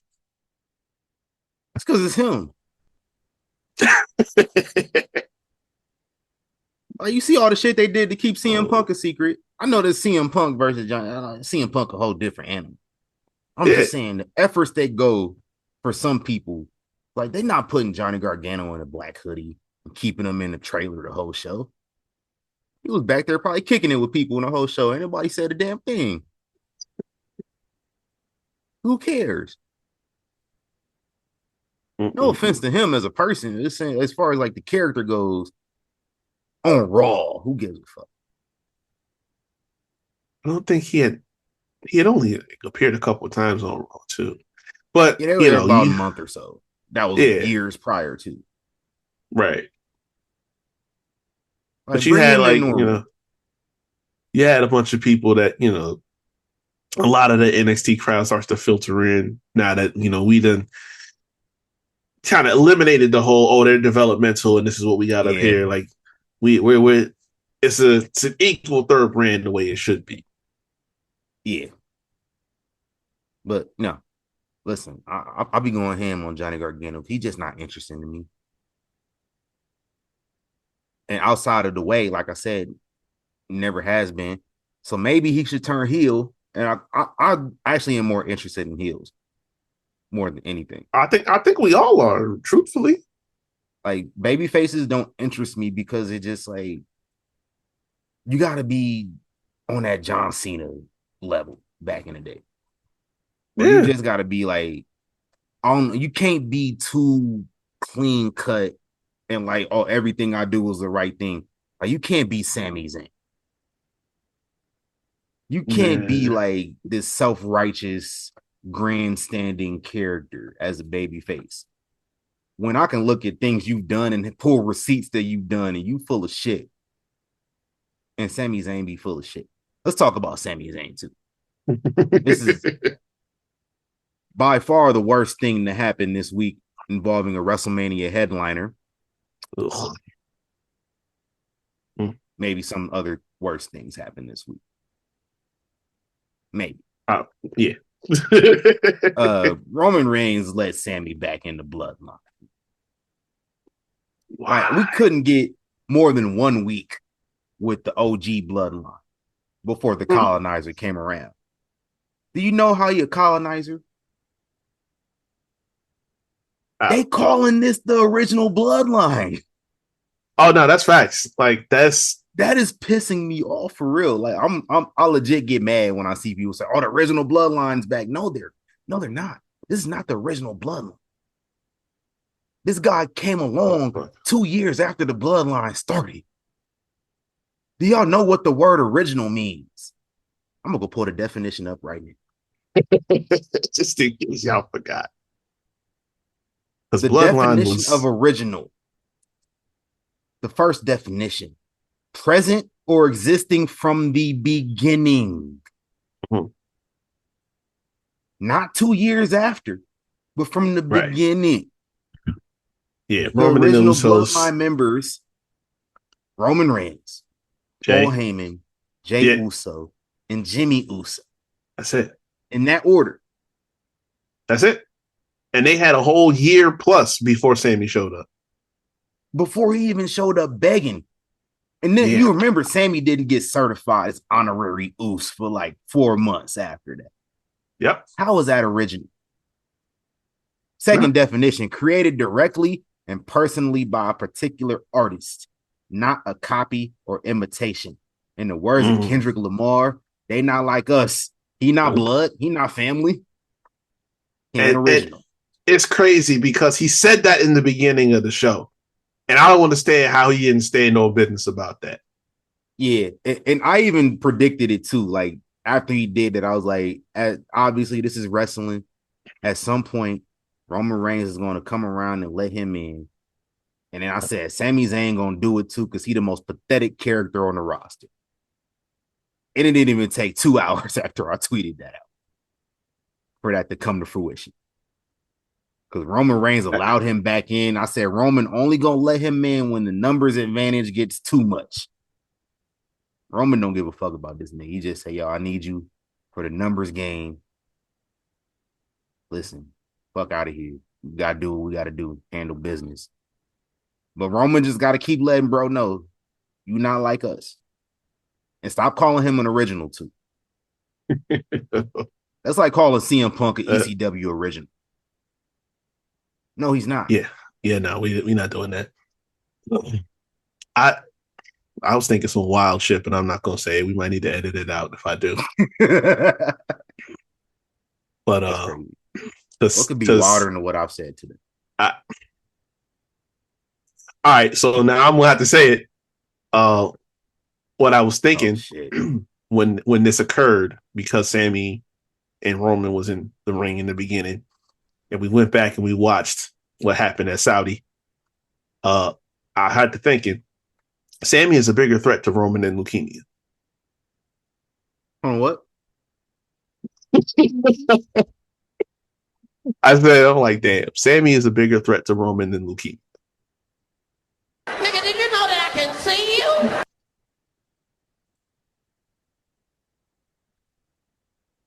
I was worse than what I said today. Shit. I told you, that's what I said. I'm like, oh I might man. have to take that out. Let's see how that sound when I play it back. Oh shit. Hey man, this Hey, is but why listen, I can't. Mr. That's why I can't be thinking out loud. Thanks.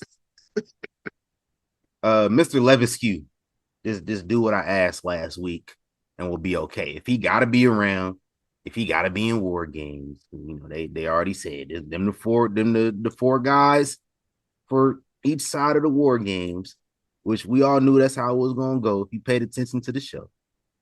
But just do what I asked last week, and I think we'll be okay. I'll accept him being around as long as he don't actually be in the match. They're gonna piss me off, and he gonna be in the match, and Roman they're gonna win again like they did 2 years ago. Same bullshit. Y'all calling him an original really got me hot though. Bro, he was only ever a mascot. He was never in like that. He was never in the group. Right. You didn't put in work. You refused to put in work. Like, I'm gonna go back and watch the match. You refuse to put in work. right. You failed initiation. How the hell you original? And you got cooked for it. That ain't what OG mean. Y'all, I can't just be changing definitions of words that we know the meaning to. Right. Words mean things. But I know wrestling fans, they like to do that. Like, wrestling fans don't know what the word buried means at all. I'll say everybody buried because they lost a couple matches. Yeah, hyperbole is rampant in wrestling fandom. And it's like it only takes maybe a couple weeks before y'all start going over the top. Yeah. And I don't understand. Let me wrap this up, man, because I've been rambling, and it's going to be a longer episode if I just keep on. Pile drivers are back. Hey. Shout out the pile drivers being back. This is the Kev I need to see. Oh, yes. Yeah. He made a simple pile driver look like the worst move ever. Mm-hmm. And like, shout out to Corey Graves and Michael Cole, because they helped too. It was like, this movie has been banned for years. Like, yep. And it has been for a reason. And I don't care. I seen somebody say, yo, it was just a pile driver. We see crazier shit like this on Dynamite, and nobody remembers it. We remember this one pile driver. We're going to remember this pile driver forever. Yeah. Like, when we think of Kevin Owens, we're going to think, yo, remember he did that pile driver to Randy? Yep. Like, we're going to talk about this up there with the Festival of Friendship, with him taking out Sami at a... What takeover was that? Our Evolution, I think it was. Yeah. Yep. Yeah. Like, we're gonna talk about those career moments along with this. Like, this is up there because, like, I don't think nobody's done a pile driver. I went and checked with other people because I couldn't remember. They said the last pile driver was March 2013, February 2013. CM Punk and John. Oh yeah, I'm about to say. That was the last time. And that technically was like them kind of going into business for themselves because he wasn't supposed to do that shit. Like, when was the last time it was before that? Nobody knows. Because like, I think he got retired around like 07, 08. Yeah. Once they went PG, I think like they cut a bunch of moves out. Some shit. And at the end of the day, almost 20 years, bro. Right. And at the end of the day, for y'all dipshits that want to say, oh yeah, well, we saw that on Dynamite. It's the fact of who was it that said it? Paul Heyman said it a while back. Protecting a finish, protecting a move, because y'all motherfuckers see a million super kicks, and power drivers or whatever, it doesn't hit. When you say you can't do a move, and there's plenty of people that have used it as a finisher and things like that, and then somebody just busts out this move that doesn't get used, and you have that effect to it that Randy was selling it like. Now you have something that Kev can use that as a finisher now. If we doing power drivers now, and he can reestablish some semblance of power to that move.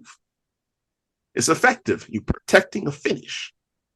That's what the real message is here. That's why I like this so much. Randy Orton got stretchered out the arena in an ambulance. And the disputed champion Cody Rhodes hopped in the ambulance with him. So he gonna take exception to it. He gonna be like, yo, Kev, I've been trying to play it cool with you. Like, that's some fucked up shit you did. So like you gonna need to run the fair one, because like we know the history between Cody and Randy. Cody and Randy, like, he got a obligation. Cody, at this point in his career, he's a champ now. He's on the top of the whole world. He feel indebted to Randy at this point. So now he got to come back strong. Be like, yo, you got me fucked up. I ain't never did nothing but be a friend to you. Randy ain't never did nothing but try to be a friend to you this whole time. We've had a mutual understanding. We had a mutual interest, and we've understood each other's plight. We tried to do things the right way. And you come out here and do this fucked up shit. So now you got to run me my fair. You just took out one of my mentors, pretty much. Like, I need to see that from Cody Rhodes. I need to see no bullshit from this nigga next week or whenever he show up. I don't want to hear not one. So what you want to talk about? Nah, we not here for that. Yeah, no. Fuck all the fanfare. Fuck all the woes, all that shit. No. Yeah. You come out there, you just walk straight to the ring, no, none of that, and just go straight to, like, call this nigga out. Right. Y'all fight a Survivor Series. I think Cody goes over. But Saturday night's main event, let Kevin Owens give Cody that Sami Zayn our evolution treatment at Saturday night's main event and take that man's belt. That's what the streets need, Mr. Levesque. That's what we need. Okay. Mr. Levesque. Okay. Run that. Okay, I dig it. My last thing I got, man, this Women's U.S. Championship announced by Nick Aldis. Who should be the first champion, man? They said it's going to be defended on both Raw and SmackDown. So, we got some choices here. I'm going to get on my Chelsea Green platform right now. Oh, that's good. We need that. That's the first champ right there. Because she can lose it pretty quick. Like, she don't need to be a long-term first champion. Just establish her. I could see Lyra winning this at some point as well. But Fire. Give it Chelsea Green first. Hey. Jade Cargill is out there too. I was about to say, if we want to keep continuity with firsts, Jade is right there. That's true. Just don't have her hold it for 2 years though. Hey, I'm gonna piss everybody off right now. Check my time here. We about how many months removed from knee surgery? She been waiting, just chilling in the back somewhere. Hey, hold on. Let me get it ready. You know, I'm just saying. Woo! Mm-hmm. If we want to go with it, a lot of people off. Hey, and I'm here for it. I hope it happens. I'm here for it too. just for the reaction alone, I gotta see it. Hey, but why that belt look better than the men's? It's the white strap, bro. Like, white straps make all the belts look better. You remember the Intercontinental title used to be a white strap. Listen, that was at one point aesthetically, that was my favorite. because you just couldn't beat it. Just couldn't beat it. That and Wing Dingle was like top of the list right there. I still don't get the hype for the Winged Eagle. It's classic. You know what I'm saying? Like, I get that, but like I always like veered towards the Attitude Era one. Well, see, as a kid, that was it for me. Like that was the one. Like I had the foam joint, the Attitude Era one. But I don't know. Like as I got older, no, that's my absolute favorite. Yeah, that the was one dope. that Eddie and Brock had. Yeah, that's my hell favorite. yeah. I had the toy version and everything. Me too. That was dope.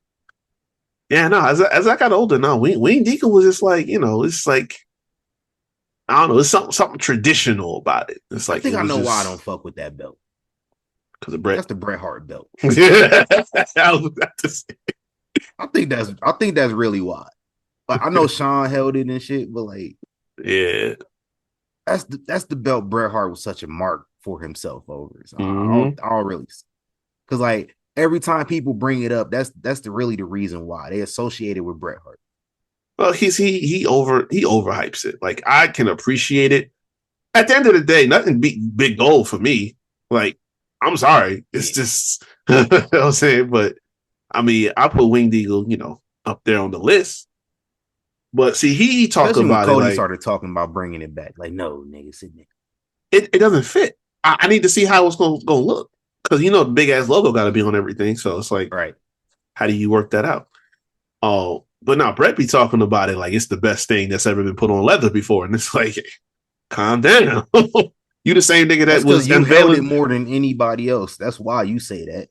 You don't really feel that way. But this is the same dude that went out on AEW TV and held up their first championship. Like, oh, look at this. Yeah. Like, you just feel like anything that's attached to you is dope as fuck. That's what that comes down to. But Bret Hart fans ain't ready for that.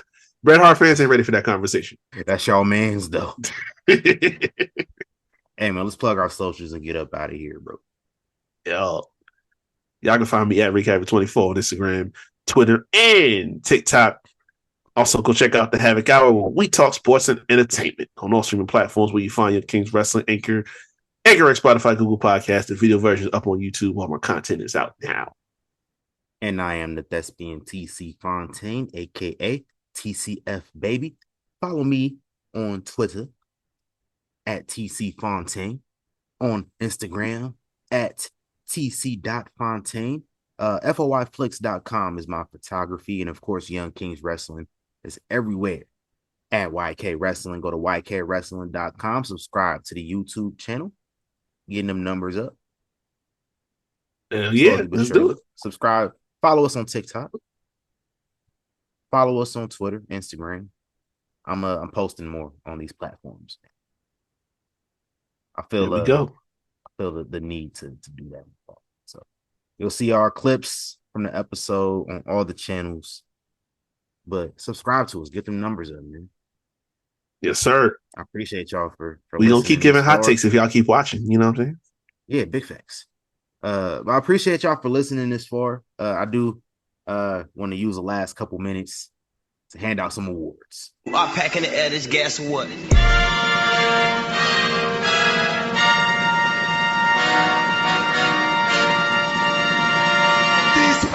Few peasants. I figured, our international listeners might have tuned out by this point. So this is for my USA niggas. Okay. Peasant of the month for October goes out. It's Mr. Mark Calloway and Mr. Glenn Jacobs. Bring that ass here. Bring that ass here, boy. They posted a video on Undertaker's on TikTok. If you don't, Undertaker posted a video on TikTok. Him with current president-elect. Boy. And it was to hype up the current president-elect being on Mr. Calloway's podcast, 6 Feet Under. And this is my first time admitting this on this show. I watched the entire thing. Oh, damn. I did. I watched it on 2x speed though, so it wasn't a complete waste of time. I watched all the episodes of 6 Feet Under, so like it wasn't nothing different, deviating from my normal routine. But That's fair. Your boy, the Donald, I don't know who podcast it was. I thought it was his podcast. He interviewed Undertaker the entire time, Right? like a mark. Yeah, I've seen some clips. I said I was gonna watch the whole thing. I hadn't. He was asking them the questions the 8-year-old asked their favorite wrestler. Mm-hmm. And so you guys really do that? Did you really get buried by Yokozuna and all the heels at Royal Rumble '94? And the Undertaker ass just explaining everything like, bro, you the Undertaker. You the most kayfabe ass nigga. Just provided this man a platform to talk. That's all you did. Yeah, that's all it was. Which, I mean, it was smart. Yeah. Listen. At the end of the day, people had to get their bag. Yeah. Like, that's all it was. I'm not even gonna put it past certain people. At the end of the day, it's like, listen, if you got a check for me, and at the end of the day, just let's get a video going. Let me put you on the show, and let's chop it up for a little bit. I'm not shocked by that at all. Listen, I wouldn't have that nigga on here. Oh no, we ain't doing that. Nope, no sir. I wouldn't. But if they gave me a number, I would wait a few days before I would decline. That's all I'm saying. I would take a few days to at least be like, huh. Ultimately, I wouldn't do it, but I would look at that number and be like, yo, I got to give myself a few days to prep to decline that number. But you know what? Like, did I tell you that I technically got a call from this nigga? No. I didn't tell you about. So you know how like when if it's a number that you don't have saved in your phone, like they'll do the caller ID thing where they tell you like who this person is. Bro, on God, I was at work in the middle of the day. It was like 3:00 in the afternoon, and my phone rang. I go to look, and it said Donald J. Trump. It was before or after Tuesday? Before. This was like 2 weeks ago. I'm trying to get more of the Negroes on my side. And so I'm like, for a split second as the phone was ringing, I'm like, this nigga might be trying to buy me off right now. And so I'm like, damn, maybe I should answer it. And see, if he got a number in mind, I'm not saying I'm gonna say yes, but if he got a number in mind, like you said, I gotta do some deliberating, to myself, because it depends if I done spent all the money in my mind already, right. I might have to make some decisions and then hide from niggas for like 3 weeks. So like if I go ghost on everybody,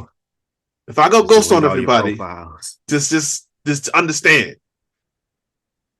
But yeah, that was some shit that was going on that week. Hey, I don't want to talk politics on here, so I'm just say that. Nah, Undertaker and Kane, y'all complicit. Yeah, because we don't fuck with dude out here.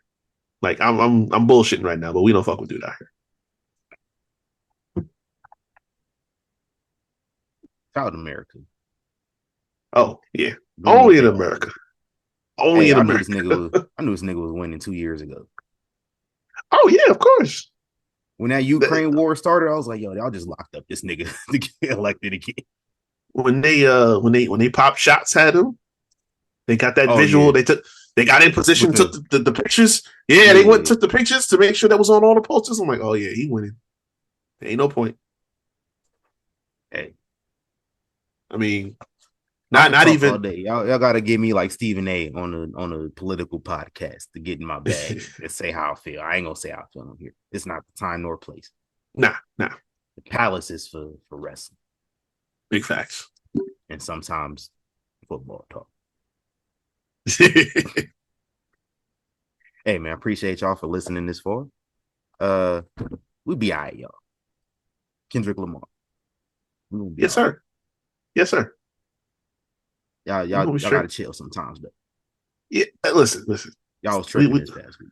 We black Y'all was folks acting just like them niggas, bro. Like that was the crazy part. Y'all was acting just like them. We black folks, man. Like, to say shit is gonna be difficult from the time we born. It's the truth. Yeah. So like, That's why I was emotions. kind of tripping black people. Y'all was just acting like it's the end of the world. Like, nigga, we black. Like, we've been So through I'm saying, worse. like, emotions are gonna be emotions at the end of the day. You can feel them all you want to, but at the end of the day, the sun is gonna come up tomorrow, and nothing much is gonna change from what has already been the status quo. At the So end of the day gonna end. yeah, if Yeah, Glow. you've been you've been having a fight for something, keep on fighting. Then that's all. You know, dust yourself off. And try again.